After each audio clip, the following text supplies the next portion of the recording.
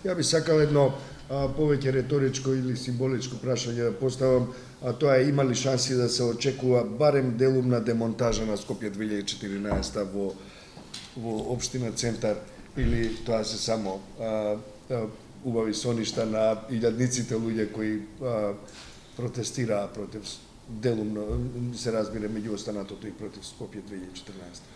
Добро, ние, ајде да кажам, ги имаме спакувано, дел по дел. И сега, што е моментот, тоа е често моето омилено прашање и одговор кој што сакам да го дадам. Знаете, желботеката за да се расчисти е под неколку точки.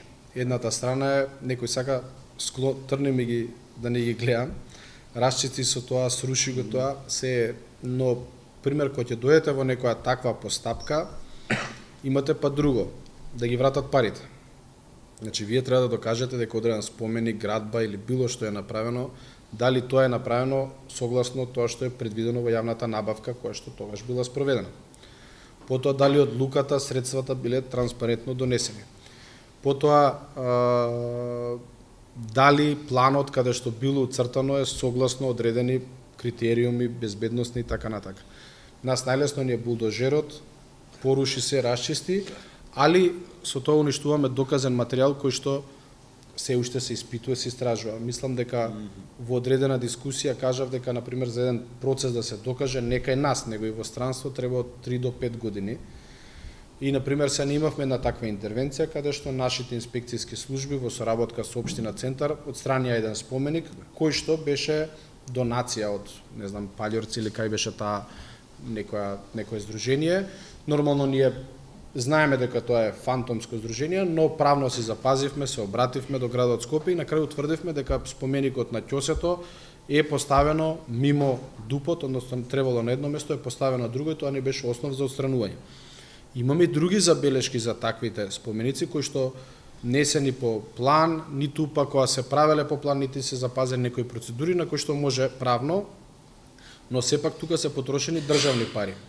И сега за најголемиот дел од тие објекти ние правиме, не ние, него институциите заедно со нас, као што е СЈО, ОЈО, финансова, полиција, прави одредено, ајде да кажам, испитување дали е тоа навистина вградено и дали навистина се потрошени пари. Ако ние тоа го уништиме, фактички бришеме трагови.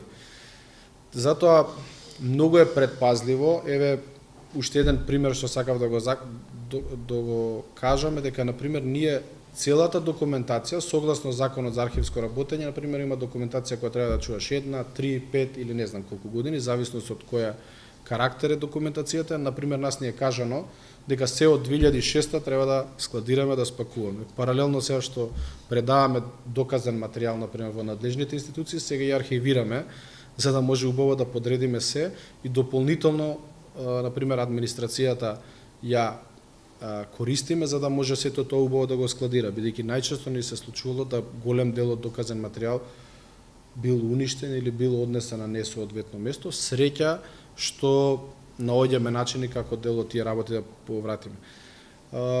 Пак, кога ќе заврши целата оваа постапка, со нов детален урбанистички план, кој што ќе биде предвиден повторно со граѓаните, ќе се предвидат сите оние работи кои што се уништени, да видиме сето тоа што може да го вратиме и да, ајде да кажам, тоа што го имаме како фактичка состојба, тоа што го сакаме, можеме да го склопиме и на крајот да им понудиме еден нов изглед на градот.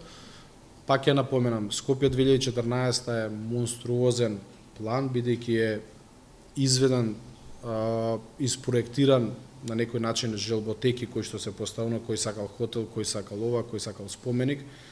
И така беше поставено, но има една интересна ситуација што Скопје 2014 како проект не постои. Сега ќе го кажам зошто не постои, бидејќи, например, за поставување на споменици одговорно од битни за државата е одговорно собрание. Предпоставувам, бидејќи во собрание дел од тие работи се гласаат со Бадентер, се заобиколува процедурата. Исто во Скопје се гласа со Бадентер, се заобиколува, се е терано преку Општина Центар.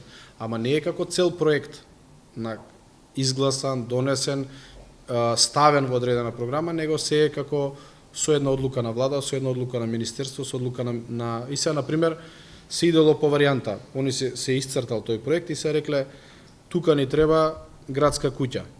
Сакаме. Тоа не било предвидено градот, Министерство не, ама сакаме и хотел. Ај ќе го споиме се на куп и 5 пати ќе го смениме дупот за да ги задоволиме потребите. Таму кај што има негде приватни парцели ќе ги исклучиме и се на пример вие не е тоа цел проект да го разгледаме, морате и така како што они си го цртувале, си го правеле, така и вие да го третирате и да го обработувате за да можете на крајот да се дознае целата вистина, потоа и врз основа на тоа се превземат конкретни чекори. Извинете,